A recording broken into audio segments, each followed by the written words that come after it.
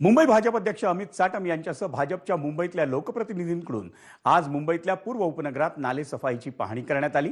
मुंबईत पाणी साचू नये म्हणून दरवर्षी पावसाळ्याआधी महापालिका प्रशासनाकडून नाले सफाई आणि मिठी नदी गाळ उपशाची कामं ही करण्यात येतात। मुंबई महापालिका प्रशासनाकडून नाले सफाई आणि मिठी नदीतून गाळ उपशाची कामं यंदा उशिराने सुरू झाली आहेत। पण विशेष म्हणजे मुंबईच्या महापौर रितू तावडे आणि उपमहापौर संजय घाडी यांच्यासह मुंबई भाजप अध्यक्ष अमित साटम हेही नाले सफाईची स्वतंत्र पाहणी करतायत। साटम यांनी आज पूर्व उपनगरात केलेल्या पाहणी दौऱ्यात त्यांच्यासोबत कौशल्य विकास मंत्री मंगल प्रभात लोढा, आमदार मिहिर कोटेचा आणि स्थानिक भाजप नगरसेवकांचा समावेश होता।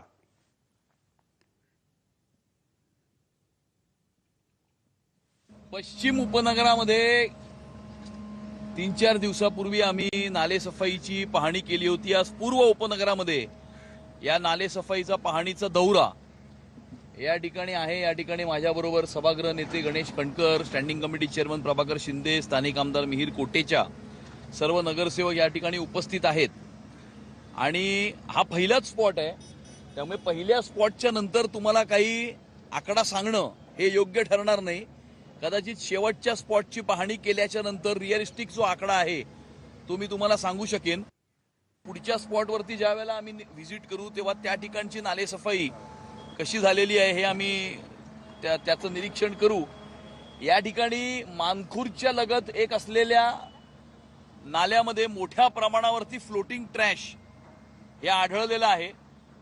तो स्पॉट आजच्या या दौऱ्यामध्ये नियोजित नव्हता, परंतु ही नवीन माहिती समोर आल्यामुळे त्या स्पॉटवरती सुद्धा आम्ही या ठिकाणी व्हिजिट करणार आहोत।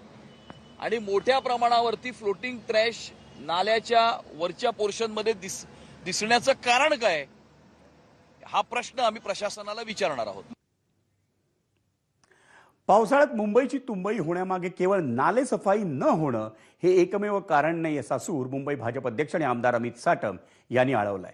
भाजपनं मुंबई महापालिका निवडणुकीआधी आपल्या जाहीरनाम्यात मुंबईला दर पावसाळ्यात तुंबई होण्यापासून वाचवण्यासाठी आश्वासन दिलंय आणि त्याकडे मुंबई भाजप अध्यक्षांनी लक्ष वेधलं।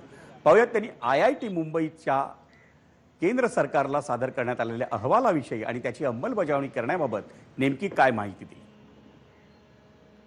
भविष्य काळामध्ये मुंबईची तुंबई होऊ नये याकरता IIT बॉम्बे मार्फत मुंबई महानगरपालिकेने एक कॉम्प्रिहेन्सिव्ह रिपोर्ट तयार केलेला आहे।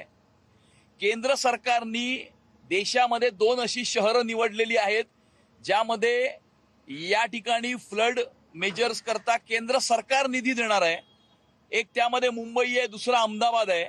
या संदर्भातला कॉम्प्रिहेन्सिव्ह रिपोर्ट मुंबई महानगरपालिकेने IIT बॉम्बेच्या मार्फत तयार करून केंद्र सरकारला सादर केलेला आहे। यावरती केंद्र सरकार निरीक्षण करून या संदर्भामध्ये पुढच्या 2 ते 3 महिन्यामध्ये केंद्र सरकारच्या मार्फत या ठिकाणी तो निधी देण्यात येईल। वळूयात पुढच्या बातमीकडे। एकीकडे पंतप्रधान नरेंद्र मोदी यांच्याकडून देशवासियांना पेट्रोल डिझेल बचतीसाठी आवाहन करण्यात आलेलं असताना भाजपचे मुंबई अध्यक्ष अमित साटम यांच्या पूर्व उपनगरातल्या नाले सफाई पाहणी दौऱ्यात तब्बल 25 वाहनांचा ताफा फिरत होता अशी टीका आमदार रोहित पवार